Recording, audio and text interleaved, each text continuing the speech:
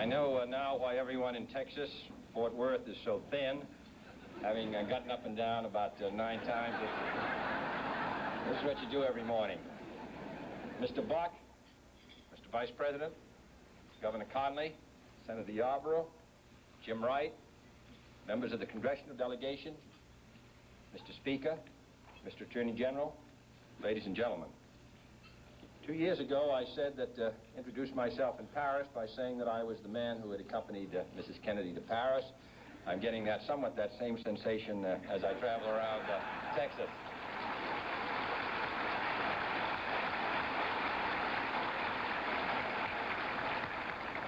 Nobody wonders what Lyndon and I wear, but we've...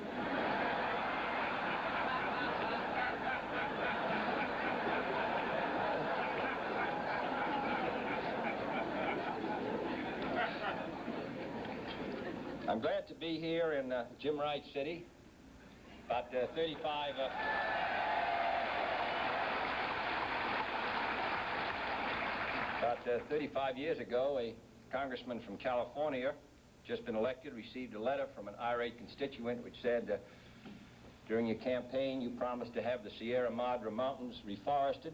You've been in office for 1 month and you haven't done so.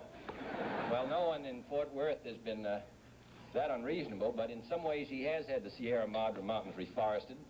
And here in Fort Worth, he's contributed to its growth.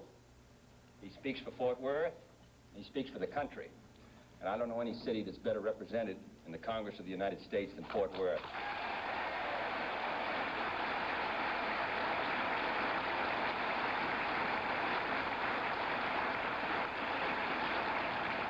And if there are any Democrats here this morning, I'm sure you won't hold that against them.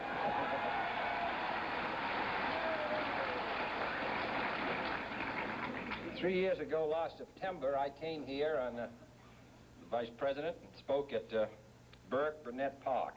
And I called in that speech for a national security policy and a national security system which was second to none. A position which said not first but, if, when, and how, but first. That city responded to that call as it has through its history. And we have been putting that pledge into practice ever since. And I want to say a word about that pledge here in Fort Worth, which understands national defense and its importance to the security of the United States. During the days of the Indian War, this city was a fort.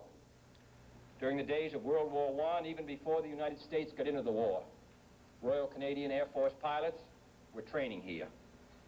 During the days of World War II, the great Liberator bombers, on which my brother flew with his co-pilot from this city, were produced here.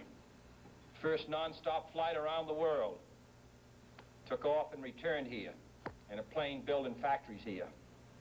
The first truly intercontinental bomber, the B-36, was produced here. The B-58, which is the finest weapon system in the world today, which it demonstrated most recently in flying from Tokyo to London with an average speed of nearly 1,000 miles per hour, is a Fort Worth project.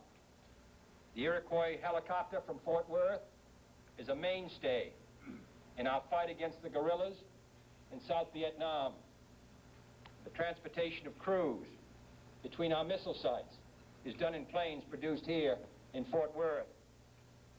So wherever the confrontation may occur, and in the last 3 years, it's occurred at least 3 occasions, in Laos, in Berlin, and in Cuba, and it will again. Wherever it occurs, the products of Fort Worth and the men of Fort Worth provide us with a sense of security. And in the not-too-distant future,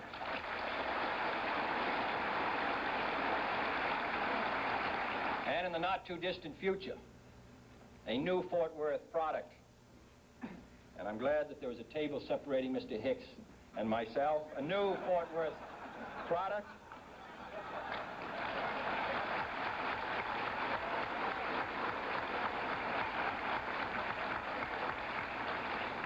The TFX, Tactical Fighter Experimental. Nobody knows what those words mean, but that's what they mean. Tactical Fighter Experimental will serve the forces of freedom and will be the #1 airplane in the world today.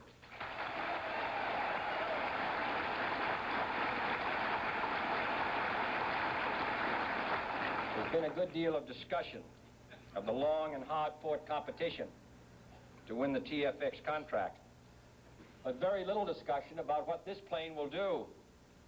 It will be the first operational aircraft ever produced that can literally spread its wings through the air. It will thus give us a single plane capable of carrying out missions of speed as well as distance, able to fly very far in one form or very fast in another. It can take off from rugged, short airstrips, enormously increasing the Air Force's ability to participate in limited wars. The same basic plane will serve the Navy's carriers, saving the taxpayers at least $1 billion in cost if they built separate planes for the Navy and the Air Force.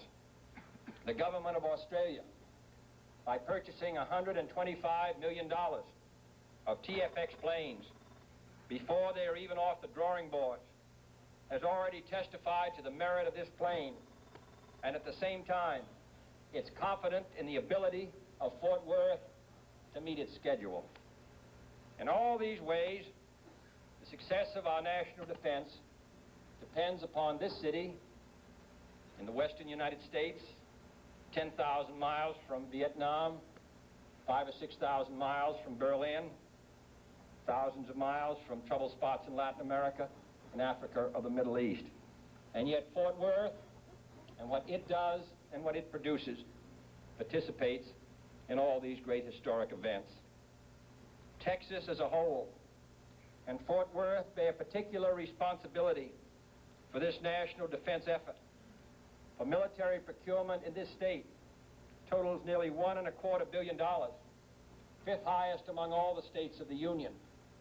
There are more military personnel on active duty in this state than any in the nation save one.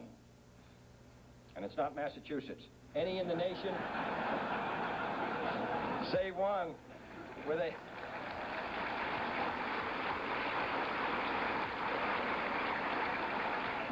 combined military-civilian defense payroll of well over $1 billion.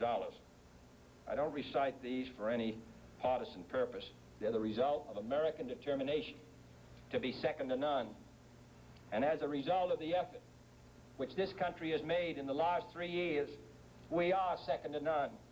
In the past 3 years, we have increased the defense budget of the United States by over 20%, increased the program of acquisition for Polaris submarines from 24 to 41, increased our Minuteman missile purchase program by more than 75%, doubled the number of strategic bombers and missiles on alert, doubled the number of nuclear weapons available in the strategic alert forces, increased the tactical nuclear forces deployed in Western Europe by over 60%, added 5 combat-ready divisions to the armies of the United States, and 5 tactical fighter wings to the Air Force of the United States, increased our strategic airlift capability by 75%, and increased our special counterinsurgency forces, which are engaged now in South Vietnam, by 600%. I hope those who want a strong America and place it on some signs will also place those figures next to it.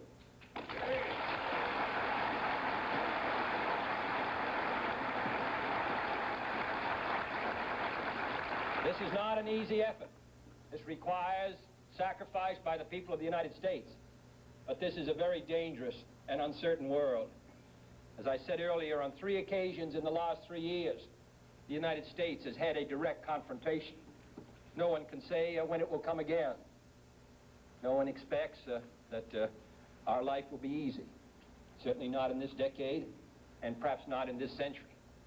But we should realize what a burden and responsibility the people of the United States have borne for so many years. Here, a country which lived in isolation, divided and protected by the Atlantic and the Pacific, uninterested in the struggles of the world around it.